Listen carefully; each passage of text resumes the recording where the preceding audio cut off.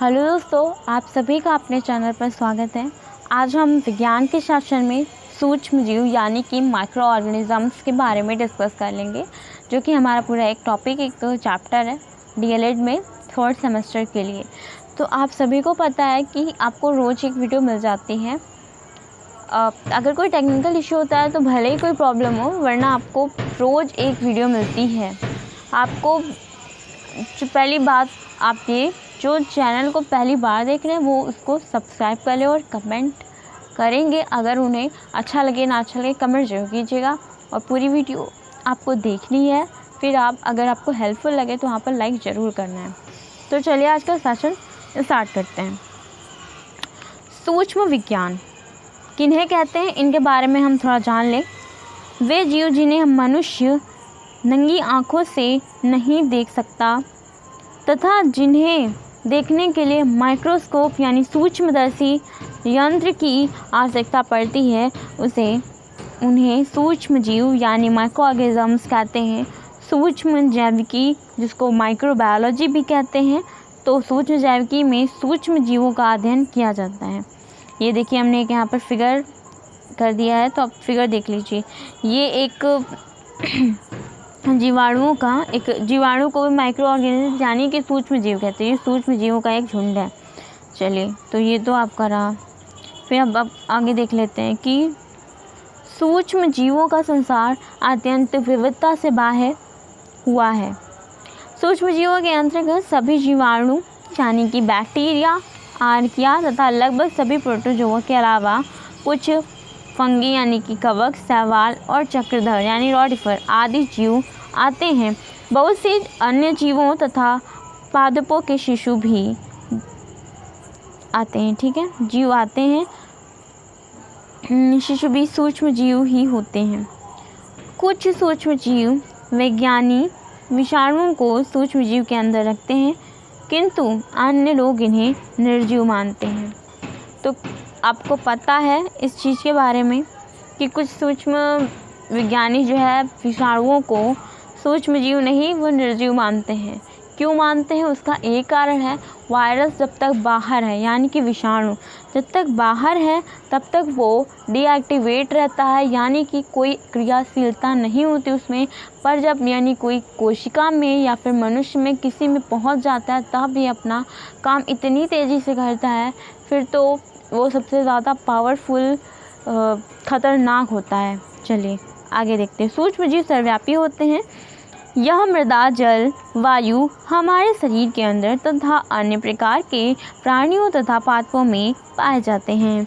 जहाँ किसी प्रकार जीवन संभव नहीं है, जैसे गीज़र के भीतर गहराई तक तापीय चिमनी जहाँ ताप 100 डिग्री सेल्सियस तक बढ़ा हुआ रहता है, मृदा में गहराई में तक बर्फ की परतों के कई मीटर नीचे तथा उच्च अम्लीय पर्यावरण जैसे स्थानों पर भी पाए जाते हैं।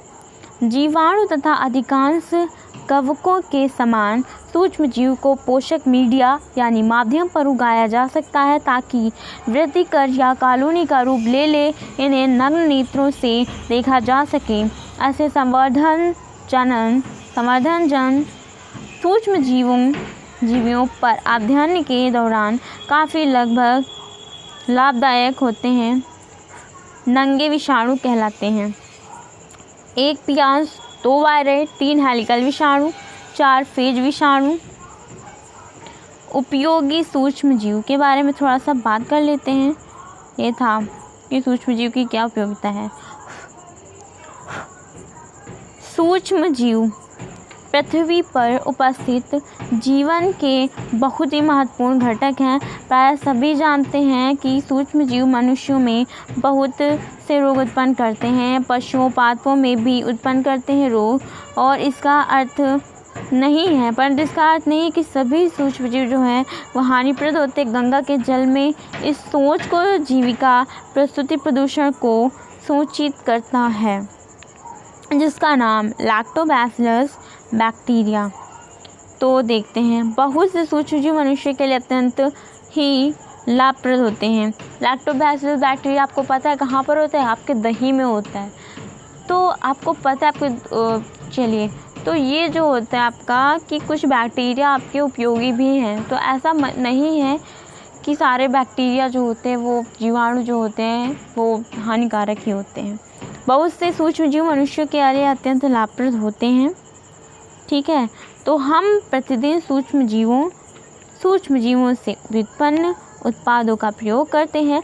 लैक्टिक एसिड, बैक्टीरिया, LB, ठीक है, LAB दूध में वृद्धि करते हैं।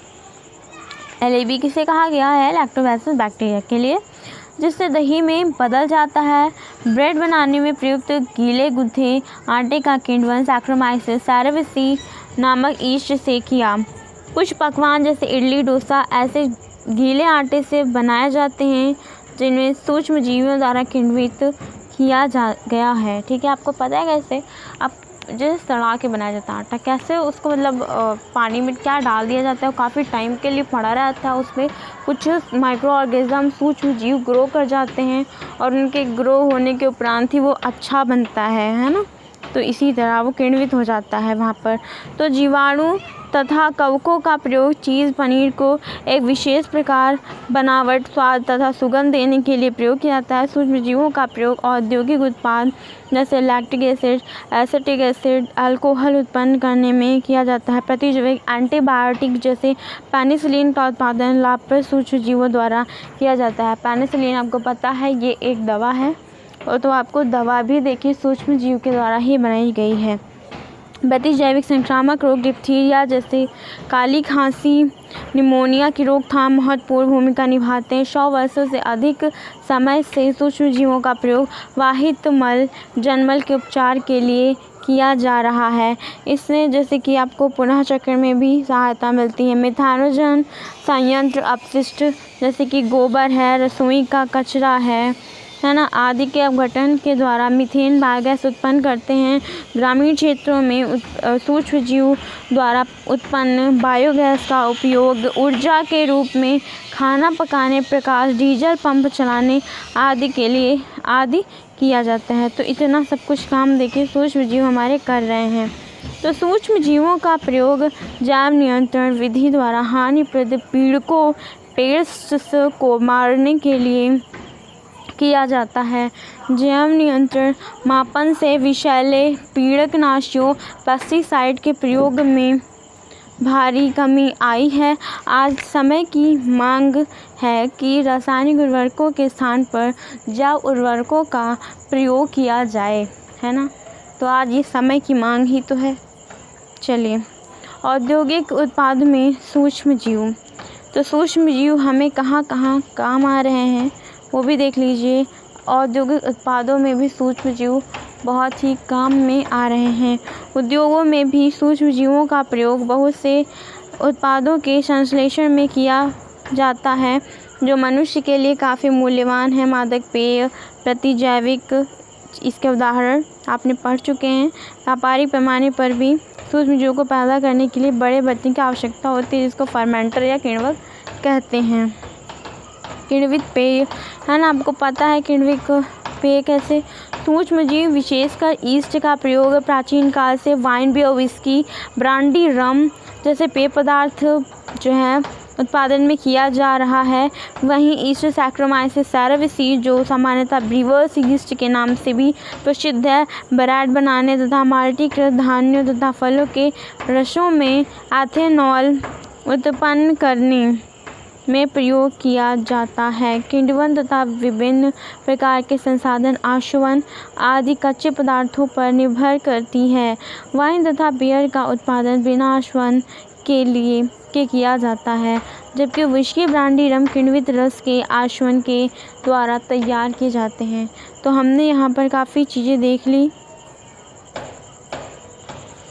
तो देखिए कि प्रतिजैविक एंटीबायोटिक को अब तो सूक्ष्म जीव में हमने अभी देख लिए हैं कि एंटीबायोटिक में प्रतिजैविक को बनाने या उत्पादन के लिए 20वीं शताब्दी की अत्यंत ही महत्वपूर्ण भूमिका यानी महत्वपूर्ण खोजें हैं, जो मानव समाज के कल्याण के लिए बहुत उपयोगी हैं।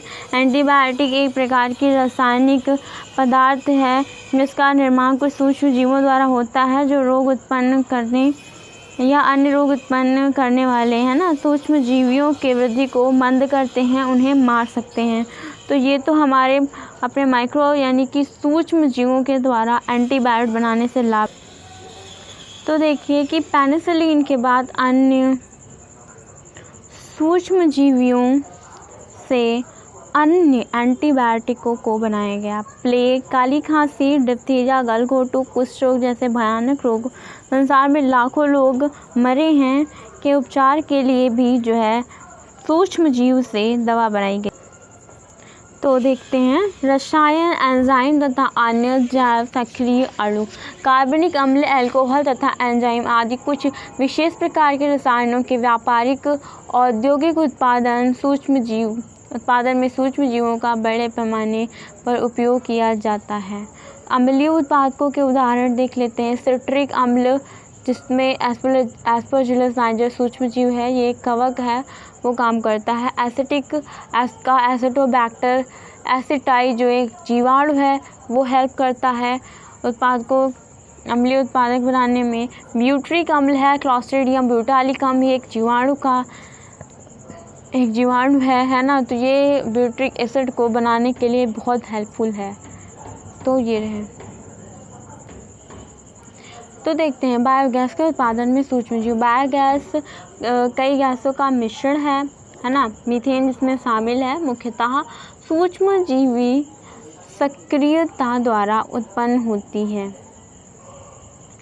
ना। हम जानते हैं कि वृद्धि तथा उपापचयन के दौरान सूक्ष्म जीव विभिन्न किस्मों के गैसीय उत्पादन करते हैं। जो गैस उत्पन्न होती है सूक्ष्म जीवियों द्वारा खपत किए गए कार्बनिक पदार्थों पर निर्भर करती है। चलिए देखते हैं विषाणु, है ना, जिसको वायरस कहते हैं। ये क्या है? अकोशिकीय अति सूक्ष्म जीव है। विषाणु क्या है? अकोशिकीय अति सूक्ष्म जीव है। तो एक आपका ऐसा घुमाकर क्वेश्चन आ जाएगा कि विषाणु कोशिका का बना होता है या नहीं, ये आपको सही गलत तरह के ऑप्शन में आएगा। तो वहाँ आपको ध्यान देना है कि वो अकोशिकीय अति सूक्ष्म जीव है ना। ये चीज़ें आती हैं और बहुत छोटी छोटी होती हैं तो आ जाती हैं, तो आपको इन चीज़ों पर थोड़ी सी ध्यान देना है। बच्चों केवल जीवित कोशिका में ही वंश वृद्धि कर सकते हैं। ये नाभिकीय अम्ल प्रोटीन से मिलकर गठित होते हैं। शरीर के बाहर तो ये मृत समान होते हैं, परंतु शरीर के अंदर जीवित होते हैं। इसको हमने पहले बताया है आपको। इन्हें क्रिस्टल के रूप में इकट्ठा किया जा सकता है। एक विषाणु बिना किसी सजीव माध्यम के पुनरुत्पादन नहीं कर सकता। यह सैकड़ों वर्षों तक सुषुप्तावस्था में रह सकता है। आपको पता है कि कोरोना वायरस का टाइम है और वो भी एक वायरस है, और आपको पता है कि कहा जाता है बार बार कि हाथ को मुंह में ना लगाएं, इससे आपके अंदर पहुंच जाएगा और वो एक्टिवेट हो जाएगा, इसीलिए कहा जाता है। और हैंड वॉश से सैनिटाइज करते रहें, जिससे कि आपका जो वायरस है वो एक्टिवेटिंग यानी कि अंदर जाके एक्टिवेट ना हो पाए, है ना। इसीलिए जब भी एक जीवित मध्यम या धारक के संपर्क में आता है, उस जीव को कोशिका को भेद कर आच्छादित कर देता है। जीव बीमार हो जाता है और विषाणु जीवित कोशिका में प्रवेश कर जाता है। कोशिका के मूल RNA DNA की जेनेटिक संरचना को अपनी जेनेटिक सूचना के से बदल दिया जाता है, ठीक। और संक्रमित कोशिकाओं का पुनरुत्पादन शुरू कर देती हैं। देखिए ये विषाणु की हमने एक फ़ोटो लगा दी है। कुछ इसी तरह का आपने देखा होगा कोरोना वायरस का विषाणु भी होता है ना। चलिए, आपका कंटेंट आपको अच्छा मिले इसलिए हमने काफ़ी मेहनत से इस वीडियो बनाया है आप सभी के लिए। चलिए पढ़ लीजिएगा, मेहनत सफल। विषाणु का अंग्रेजी शब्द वायरस है, जिसका मतलब विष होता है कि नहीं। सर्वप्रथम 1776 में डॉक्टर एडवर्ड जेनर ने, है ना, किसने? डॉक्टर एडवर्ड जेनर ने क्या किया था? खोज करी थी, पता लगाया था कि चेचक विषाणु के कारण होता है। उन्होंने चेचक के टीके का आविष्कार किया। चेचक पता है आपको क्या, जैसे माता कहते हैं ना, निकल आई है ना, इसी को चेचक कहा जाता है। इसके बाद सन 1886 में, देखिए हिंदी की गिनती आप लोग थोड़ा समझ लीजिएगा, है ना, में एडोल्फ मेयर ने बताया कि तंबाकू में मोज़ेक रोग एक विशेष प्रकार की वायरस के द्वारा होता है। रूसी वैज्ञानिक इवानोव्स्की ने तंबाकू में होने वाले मोज़ेक रोग का अध्ययन करते समय विषाणु के अस्तित्व का पता लगाया। आपको पता है यह है विज्ञान, और इस विज्ञान में आपको सिर्फ और सिर्फ कुछ कंटेंट पे ज़्यादा है। आपको साइंटिस्ट देखना है। इवानोव्स्की ने तंबाकू में होने वाले मोज़ेक रोग का अध्ययन किया। ये आपका सन इतना इम्पोर्टेंट नहीं जितना कि आपको ये कंटेंट इम्पोर्टेंट है। बस आप इसको याद रखिए। वहाँ पर आपको क्वेश्चन दे देगा कि मोज़ेक रोग का अध्ययन सर्वप्रथम किसने किया या खोज किसने की, तो आपको वहाँ पर शास्त्री इवानोव्स्की जो साइंटिस्ट हैं इनको ध्यान में रखकर ही टिक लगाना है। चलिए, बेज़ेरिंग और बोर ने भी तंबाकू के पत्ते पर इसका प्रभाव देखा। उन्होंने टोबैको मोज़ेक नाम भी रख दिया। चलिए, मोज़ेक शब्द मतलब आपको पता है, तंबाकू के पत्ते में चिन्ह चकत्तेदार होते हैं ना, चिन्ह को देखकर उसी को आपको विशेष विषाणु टोबैको मोज़ेक वायरस का नाम दे दिया। चलिए, तो देख लेते हैं कि विषाणु लाभप्रद एवं हानिकारक दोनों प्रकार के होते हैं। जीवाणु भोजी विषाणु एक लाभप्रद विषाणु है, ये चीज़ आपको याद रखनी है। बैक्टीरियोफाज भी इसको एक बोला जाता है, तो बैक्टीरियोफाज या फिर जीवाणु भोजी वायरस आ जाए, एक लाभप्रद विषाणु है, इसको याद जरूर रखिएगा। या हैजा, पेचिस, टाइफाइड आदि रोग उत्पन्न करने वाले जीवाणु को नष्ट कर मानव की मानव की रोगों से रक्षा करता है। कुछ विषाणु पौधे या जंतुओं में रोग उत्पन्न करते हैं एवं हानिप्रद होते हैं। HIV, influenza virus, polio virus रोग उत्पन्न करने वाले प्रमुख वायरस हैं। ठीक है, संपर्क द्वारा जैसे कुछ फैल जाते हैं, वायु द्वारा है ना, भोजन और कीट विषाणु का संचरण होता है ऐसे, और विशिष्ट प्रकार के विषाणु विशिष्ट विधियों द्वारा संचरण करते हैं। तो ये तो बात रही आपके वायरस की। थोड़ा सा वायरस के बारे में और जान लेते हैं फटाक से, थोड़ा सा बस, है ना। वायरस कोशिका के बाहर तो मरे हुए रहते हैं, आपको पता है, जबकि ये कोशिका में प्रवेश इनका जीवन चक्र प्रारंभ, है ना। विषाणु के प्रकार, परपोषी प्रकृति के अनुसार विषाणु 3 प्रकार के होते हैं। कौन कौन से होते हैं, इन चीज़ को देख लेते हैं, बस आपका टॉपिक क्लियर। पादप विषाणु, जंतु विषाणु और जीवाणु भोजी, है ना। प्लांट वायरस, एनिमल वायरस और बैक्टीरियोफाज। आपको पता है आपने बहुत अच्छा सा कंटेंट कंप्लीट कर लिया है। जिन बच्चों ने इनको बहुत अच्छे से देखा है, हाँ, हमारी यही कोशिश थी कि आप लोग को एक अच्छा कंटेंट मिले। चलिए, बात करते हैं हम अपने जीवाणु के बारे में। हमने विषाणु यानी वायरस को देख लिया, जीवाणु यानी कि बैक्टीरिया को देख लेते हैं। बैक्टीरिया एक कोशिकीय जीव है। इसका आकार कुछ मिलीमीटर तक ही होता है ना, बहुत छोटा सा होता है। इनकी आकृति गोल या मुक्त चक्राकार के से लेकर एक छड़ आदि आकार की हो सकती है। ये अकेंद्रिक कोशिका भित्ति युक्त एक कोशिकीय सरल जीव है जो प्रायः सर्वत्र पाए जाते हैं। ये पृथ्वी पर मिट्टी में, अम्लीय गर्म धाराओं में, नाभिक पदार्थों में, जल में, भूपपड़ी में, यहाँ तक कि कार्बनिक पदार्थों में, पौधों एवं जंतुओं के शरीर के भीतर भी पाए जाते हैं। साधारणतः 1 ग्राम में 4 करोड़ जीवाणु कोश तथा 1 मिलीमीटर जल 10 लाख जीवाणु पाए जाते हैं। संपूर्ण पृथ्वी पर अनुमानतः 4 × 10⁻30 जीवाणु लगभग पाए जाते हैं, जो संसार के बायोमास का एक बहुत बड़ा भाग है। ये कई तत्वों के चक्र में बहुत महत्वपूर्ण भूमिका अदा करते हैं, जैसे कि वायुमंडलीय नाइट्रोजन के स्थिरीकरण में। हालांकि सारे वंश के जीवाणु का श्रेणी विभाजन भी नहीं हुआ है, तथापि आधी प्रजातियों को किसी न किसी प्रयोगशाला में उगाया जा चुका है कि नहीं। इतना बड़ा इनकी फैमिली है कि इनको क्या बताएं, उगा भी नहीं पूरा पाया गया, है ना। जीवाणुओं का अध्ययन बैक्टीरियोलॉजी के अंतर्गत किया जाता है। यहाँ से एक मोस्ट इम्पॉर्टेंट जो प्रीवियस ईयर का एग्ज़ाम में आया हुआ है क्वेश्चन, वो हम आपको बता देते हैं। देखिए, क्वेश्चन को अच्छे से सुनिए, वही आपका बहुत इम्पॉर्टेंट है। और जो बता दिया जाता है कि इम्पोर्टेंट है तो उसको दिमाग में रखने में कोई मुझे नहीं लगता कि हर्ज होनी चाहिए आपको, है कि नहीं। तो देख लीजिए कि जीवाणुओं का अध्ययन क्या कहलाया जाता है, वायरोलॉजी, बैक्टीरियोलॉजी या फिर माइकोलॉजी, या फिर इनमें से कुछ नहीं। आपको ऑप्शन करना है वहाँ पर बैक्टीरियोलॉजी पर, है कि नहीं, जो कि सूक्ष्मजीवी की एक ही शाखा है कि नहीं।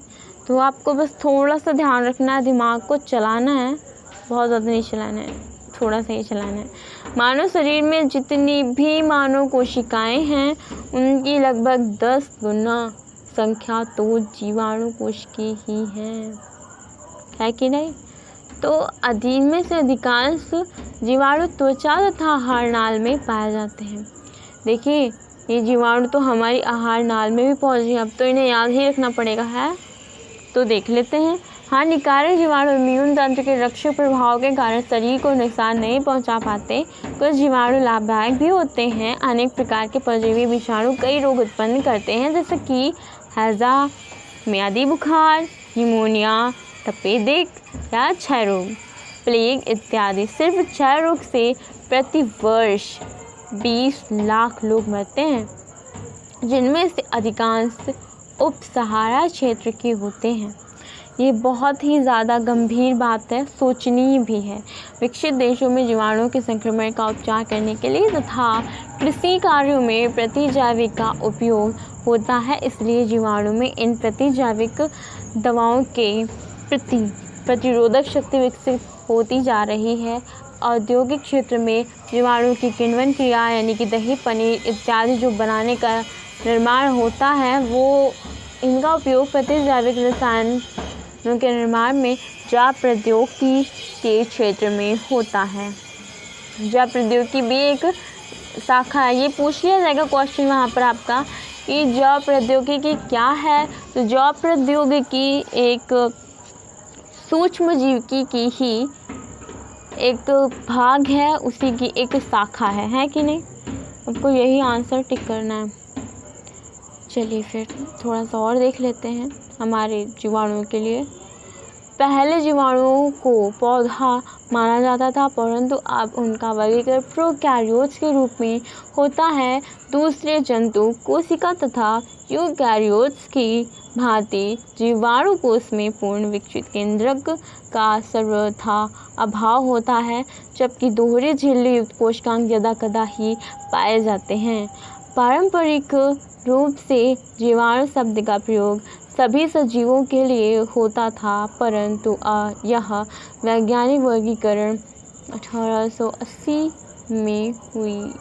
ये देख लीजिएगा आप लोग, एक खोज के बाद बदल गया, जिसमें यह पता चला कि प्रोकैरियोट्स सजीव वास्तव में दो भिन्न समूहों के जीव से बने हैं और जिनका क्रम विकास एक ही पूर्वज से हुआ है। इन दो प्रकार के जीवों को जीवाणु एवं आर्किया कहा जाता है।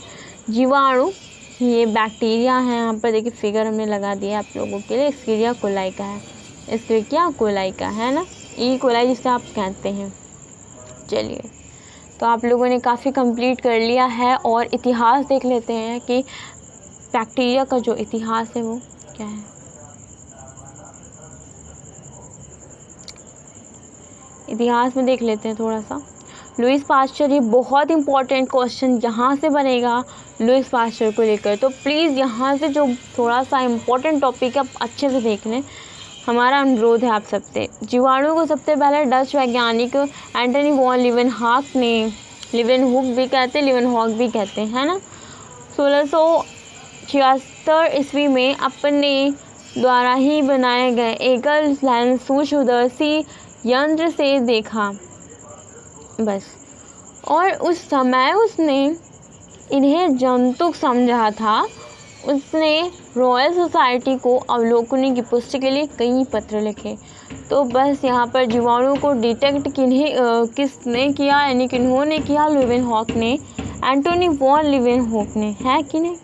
तो ये क्वेश्चन यहाँ से इम्पोर्टेंट बनता है कि सूक्ष्मदर्शी में सबसे पहले जीवाणु को किसने देखा, तो एंटोनी वॉन लीवेनहॉक ने।